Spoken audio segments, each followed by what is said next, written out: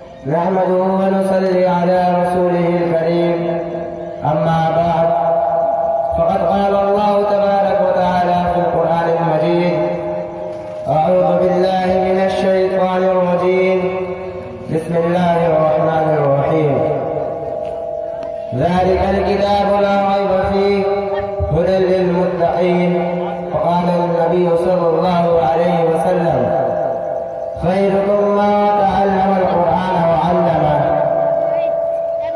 الہی رونق اسلام کے سامان پیدا کر الہی رونق اسلام کے سامان پیدا کر دلوں میں مومنوں کے الفت قرآن پیدا کر صدر محترم اسٹیج پر رونق افروز بزرگان دین اور حاضرین جلسہ آج کی اس محفل میں اور آج کے اس مبارک اجلاس میں میرا موضوع سخن دنیا کی سب سے پاکیزہ اور مقدس کتاب قرآن پاک ہے۔ ہمیں چڑھتے سورج کی طرح یقین ہے کہ اس کا ایک ایک حرف سچا اور صادق ہے۔ وہ قرآن پاک جس کی زبان مقدس، بیان مقدس اور جو وضاحت و بلاغت کا ٹھاٹے مار کا سمندر ہے، جس کے متعلق ارشاد ربانی ہے۔ قرآن وہ کتاب ہے جس کے صادق اور برابر ہونے میں کوئی شک و شبہ نہیں، اور محسن انسان حضور پاک صلی اللہ علیہ وسلم نے ارشاد فرمایا تم میں سب سے بہتر وہ شخص ہے جو قرآن کو سیکھے اور سکھائے۔ دعا کیجیے کہ خداوند قدوس ہم سب کو قرآن پاک کی دولت سے مالا مال فرمائے، آمین۔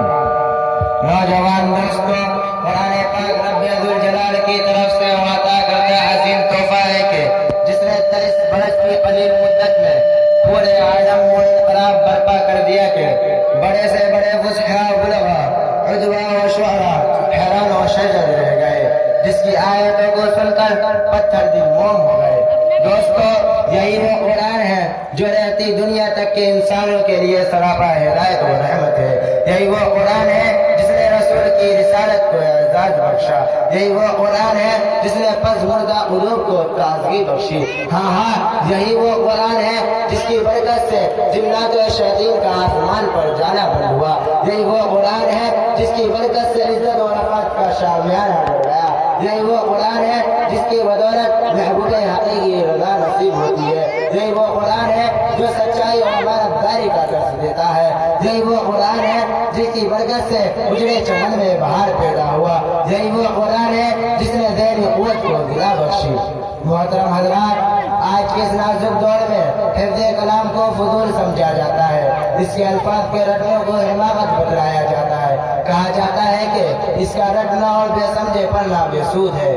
افسوس، صد افسوس اس قرآن پاک کے بارے میں ہمارا یہ خیال جس کے بارے میں شہنشاہ بطحہ جناب محمد رسول اللہ صلی اللہ علیہ وسلم نے ارشاد فرمایا اقرأ وارتقي ورتل كما كنت ترتل في الدنيا فإن منازل عند آخر آية تقرأها۔ قیامت کے دن حافظ قرآن سے کہا جائے گا قرآن پڑھتا جا اور جنت کے درجوں پر چڑھتا جا اور ٹھہر ٹھہر کر پڑھ جیسا کہ تو دنیا میں ٹھہر ٹھہر کر پڑھا کرتا تھا۔ بس تیرا مقام اور ٹھکانہ وہیں جہاں تو آخری آیت پر پہنچے۔ یاد رکھو یہ قرآن پاک دنیا کی سب سے بڑی نعمت ہے۔ یہ زمین و آسمان، چاند، سورج، ستارے کوئی اس نعمت کا مقابلہ نہیں کر سکتے۔ یہ قرآن پاک رب کائنات کا مقدس اور عظیم کلام ہے، اور کیوں نہ ہو جبکہ اس کا اتارنے والا امین، جس کے ذریعے اتارا گیا وہ بھی امین، جس ذات پر نازل ہوا وہ بھی امین، جس مقام پر نازل ہوا وہ بھی امین، جس مہینے میں نازل ہوا وہ تمام مہینوں سے افضل، اور جس رات میں نازل ہوا وہ 1000 مہینوں سے بہتر۔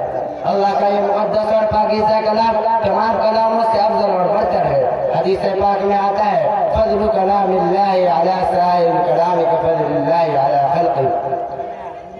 اللہ کے کلام کو سب کلاموں پر ایسی ہی فضیلت ہے جیسا کہ خود حق تعالی شانہ کو تمام مخلوق پر۔ اللہ کا دلارا خدا کا پیارا ارشاد فرماتا ہے جس نے قرآن کو پڑھا اور اس پر عمل کیا کل قیامت کے دن اس کے والدین کو سورج سے بھی زیادہ روشن تاج پہنایا جائے گا۔ غور کرنے کا مقام ہے کہ جب والدین کو اس قدر انعام سے نوازا جائے گا تو خود پڑھنے والے کا مقام اور مرتبے کا کیا حال ہوگا۔